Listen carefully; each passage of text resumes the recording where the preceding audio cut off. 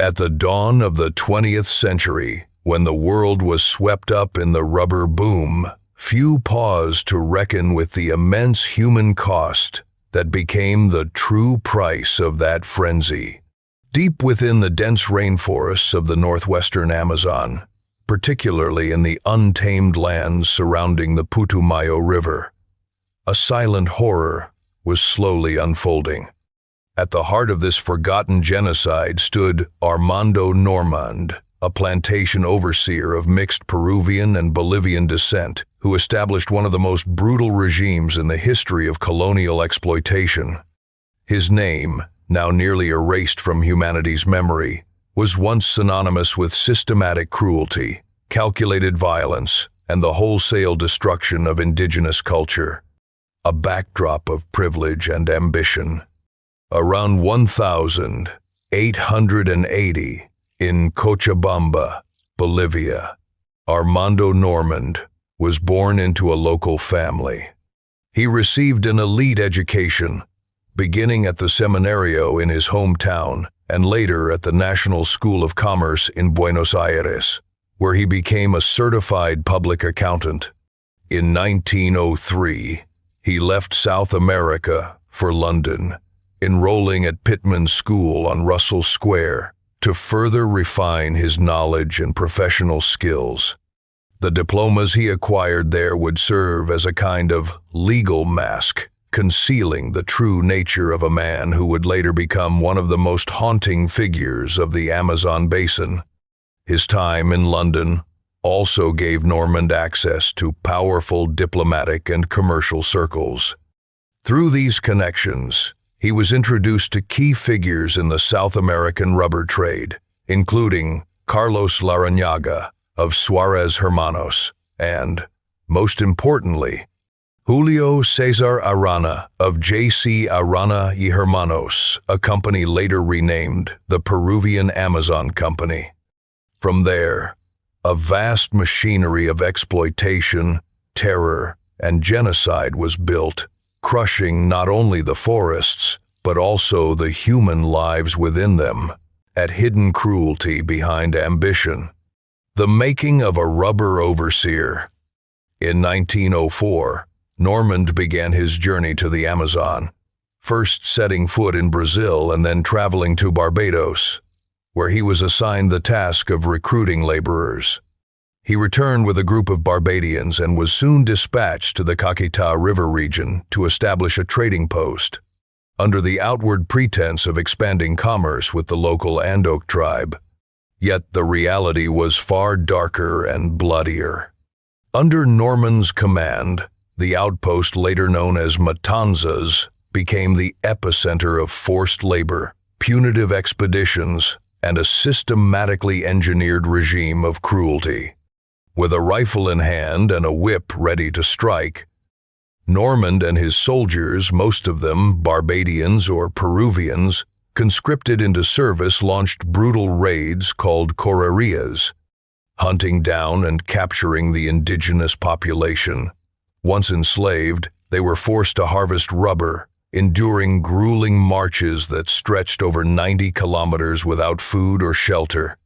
On these treks, Normand's men were ready to kill, torture, or dismember anyone who dared resist or simply failed to meet their quotas. The crimes in Matanzas. By 1906, Normand had been promoted to director of the Matanzas station. Documents gathered by British diplomat Roger Casement, journalist Benjamin Saldaña Roca, and Peruvian judges Carlos A. Valcárcel and Romulo Paredes revealed that the crimes under Normand's command were not just a few isolated acts of brutality, but a systematic mechanism of terror. He was accused of directly executing hundreds of men, women, and children.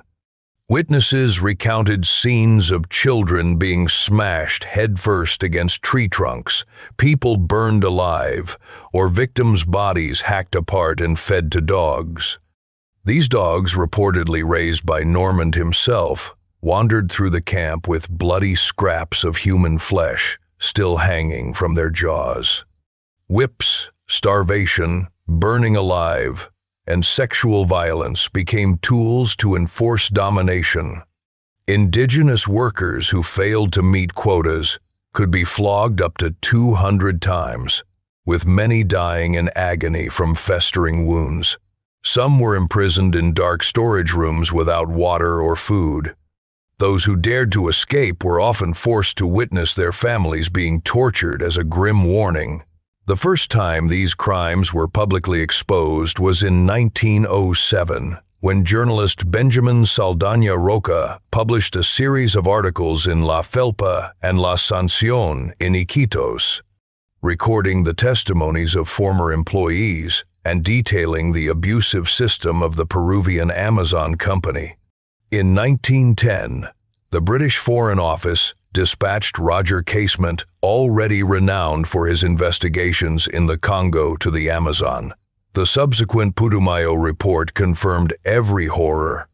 Casement wrote that Normand was not only a cruel overseer but also an educated man, fully aware of the moral and legal consequences of his actions, yet deliberately trampling over them. He remarked, "He is the most capable among the rogues we have ever encountered, and also the most dangerous. Arrest, escape, and disappearance." Normand's crimes did not entirely fade into silence, at least not on paper. In June 1911, Judge Romulo Paredes issued an arrest warrant for 215 employees of the Peruvian Amazon Company, including Normand. In 1912, he was imprisoned at Guadalupe Prison in Lima while awaiting trial. But in 1915, he escaped. From that moment, Normand's trail vanished. Some reports claimed he hid in Brazil. Others whispered that he briefly returned to Cochabamba before disappearing completely from history. The legacy of terror. The Putumayo genocide stands as one of the darkest and least known chapters of 20th century colonial violence. Entire communities such as the Andoque, Witoto, and Bora were wiped out. Languages disappeared, cultures vanished, and ancestral lands were abandoned to serve the interests of foreign rubber corporations. Armando Normand remains forever one of the central names tied to this crime. His actions were recorded in hundreds of pages of testimonies, government reports, and press articles, yet justice never reached the victims.